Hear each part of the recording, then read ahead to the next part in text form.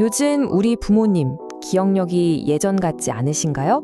아니면 부쩍 기운이 없어 보이세요? 그럴 때 우리 마음속엔 이런 복잡한 질문이 떠오르죠. 혹시 치매는 아닐까? 아니면 우울증인가? 오늘 노년기에 정말 흔하게 겪는 이 두 가지 상태, 어떻게 구별할 수 있을지 그 단서들을 같이 한번 찾아보겠습니다. 맞아요. 바로 이 질문 때문에 다들 머리가 아프신 거죠.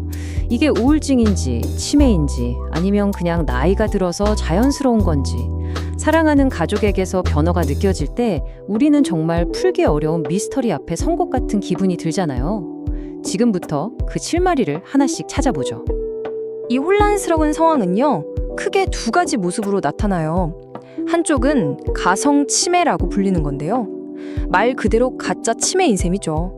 우울증이 너무 심해서 마치 치매처럼 기억력이 뚝 떨어지는 거예요. 그런데 또 다른 한쪽을 보면 치매의 가장 첫 번째 신호가 바로 우울증으로 나타나는 경우도 정말 많습니다. 그야말로 동전의 양면이라고 할 수 있겠죠. 그렇다면 이 복잡한 미스터리를 풀 수 있는 딱 하나의 결정적인 열쇠는 뭘까요? 바로 이 질문입니다.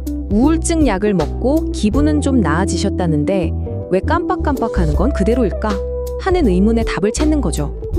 다시 말해서 우울한 증상이 좋아진 다음에도 인지기능 저하가 계속되는지 이걸 확인하는 게 주 질환을 가르는 가장 중요한 단서가 됩니다. 자, 그럼 이제부터 본격적으로 탐정이 된 것처럼 단서들을 하나씩 파헤쳐 볼까요? 정확한 진단을 위해서 우리가 찾아야 할 구체적인 증거들, 그러니까 증상들이 대체 뭘까요? 우리가 여기서 꼭 짚고 넘어가야 할 게 있는데요. 지금 말하는 우울증은 그냥 좀 우울한 기분이 아니라는 거예요. 이건 엄연한 질병입니다. 일시적으로 슬픈 감정을 느끼는 것과는 차원이 다르죠. 한 사람의 삶 전체를 뒤흔들 수 있는 의학적인 도움이 꼭 필요한 상태를 말하는 겁니다. 그럼 그 결정적인 차이가 대체 뭘까요? 바로 일상생활을 유지할 수 있느냐, 없느냐입니다. 우리가 흔히 말하는 우울한 기분일 때는요, 슬프더라도 밥 먹고 씻고 해야 할 일은 어느 정도 하잖아요. 하지만 이게 병이 되면 그런 아주 기본적인 활동조차 너무나 버거워지는 거예요. 바로 이 기능의 저하가 핵심입니다. 근데 여기서 문제가 더 꼬이기 시작해요. 왜냐하면 어르신들의 우울증은 젊은 사람들이랑은 완전히 다른 얼굴을 하고 있거든요. 나 너무 슬퍼다 이렇게 직접 말씀하시기보다는 요즘 계속 소화가 안 되네, 밤에 잠을 통 못 자겠어 같은 몸의 불편함을 호소하시거나 이유 없이 불안해하고 초조해하는 모습을 훨씬 더 많이 보이세요. 이러니 가족 입장에서는 이게 우울증일 거라고 생각하기가 더 어려운 거죠. 네, 이렇게 증상이 왜 다른지 그 무엇을 봤으니까요. 이제는 도대체 왜 이런 일이 생기는 건지 그 뿌리를 한번 찾아가 보겠습니다. 모든 이야기의 시작은 바로 뇌입니다. 나이가 들면서 우리 뇌가 좀 약해지잖아요. 이게 마치 집 현관문이 좀 헐거워진 것과 같아요. 우울증이라는 불청객이 들어오기 쉬운 상태가 되는 거죠. 그럼 그 헐거워진 문은 왜 생길까요? 바로 이런 내부적인 요인들 때문입니다.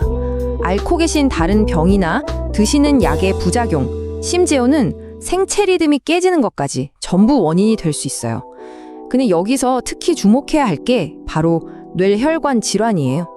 이걸로 생기는 혈관성 우울증이 노인 우울증의 거의 절반이라고 하니까 정말 흔한 원인인 거죠. 자, 이렇게 뇌라는 문이 이미 약해져 있는 상태에서 삶에 거센 비바람이 몰아치면 어떻게 될까요? 결국 문이 활짝 열리고 마는 겁니다.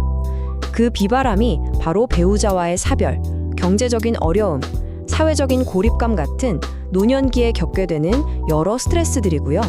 이런 힘든 일들이 방아쇠 역할을 하는 겁니다. 자, 지금까지는 문제가 얼마나 복잡하고 어려운지 이야기했는데요. 너무 걱정하지 마세요. 지금부터는 이 미스테리를 어떻게 해결할 수 있는지 그 명확한 길을 알려드릴게요. 다행히도 아주 체계적인 방법이 있습니다. 가장 드리고 싶은 말씀은요, 이 혼란과 걱정을 절대 혼자 감당하실 필요가 없다는 거예요. 전문가의 도움을 받으면 이 안개 속 같은 상황을 명확하게 볼 수 있게 됩니다. 뭘 해야 할지 알게 되면 그 막연한 두려움도 훨씬 줄어들 거고요. 병원에 가시면요, 이런 체계적인 단계를 따라서 진단을 내리게 돼요. 한 번에 땅 하고 나오는 게 아니고요. 자, 1단계. 먼저 몸과 마음 상태를 아주 꼼꼼하게 살피고요. 2단계. 혹시 드시고 있는 약이 문제일 수도 있으니 그것도 확인하고요. 그리고 3단계에서 필요한 검사를 해서 다른 병은 아닌지 확실히 한 다음에 마지막 4단계에서 우리 부모님께 가장 잘 맞는 치료 계획을 세우는 겁니다. 어때요? 생각보다 훨씬 체계적이고 관리 가능한 과정이죠? 그리고 무엇보다 가장 중요한 정말 좋은 소식은요. 노인 우울증은 제대로 진단받고 치료만 잘 받으면 얼마든지 나을 수 있는 병이라는 겁니다. 예전에 활기찼던 그 모습 다시 되찾을 수 있다는 얘기예요. 하지만 만약에 좀 더 지켜보자 하면서 이 시간을 그냥 흘려보내면 어떻게 될까요? 마지막으로 우리가 왜 망설이면 안 되는지, 그 기다림의 대가가 얼마나 무서운지 한번 짚어보겠습니다.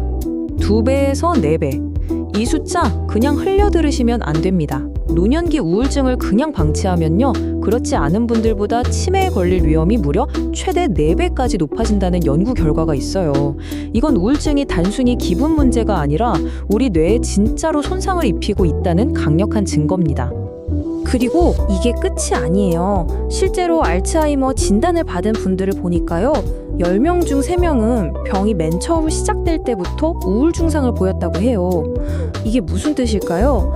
지금 우리 눈앞에 있는 그 우울 증상이 어쩌면 치매가 보내는 첫 번째 경고등일 수도 있다는 거죠. 그래서 빨리 확인하는 게 정말 중요합니다. 그리고 가장 마음 아픈 이야기입니다. 치료받지 않은 우울증은 안타깝게도 노인 자살의 가장 큰 원인이 됩니다. 통계를 보면 참 아이러니한 게 우울증 진단 자체는 어머님들, 그러니까 여성분들이 더 많이 받으시는데 실제 극단적인 선택으로 이어질 위험은 아버님들, 남성 노인분들에게서 훨씬 높게 나타나요. 우리가 정말 절대 놓쳐선 안 되는 신호입니다. 자, 오늘 우리는 꽤 복잡한 미스터리를 함께 풀어봤습니다. 이제 마지막 질문은 여러분의 몫입니다. 만약 내 소중한 사람에게서 오늘 우리가 이야기했던 이런 신호들을 발견했다면 여러분은 어떻게 하시겠습니까?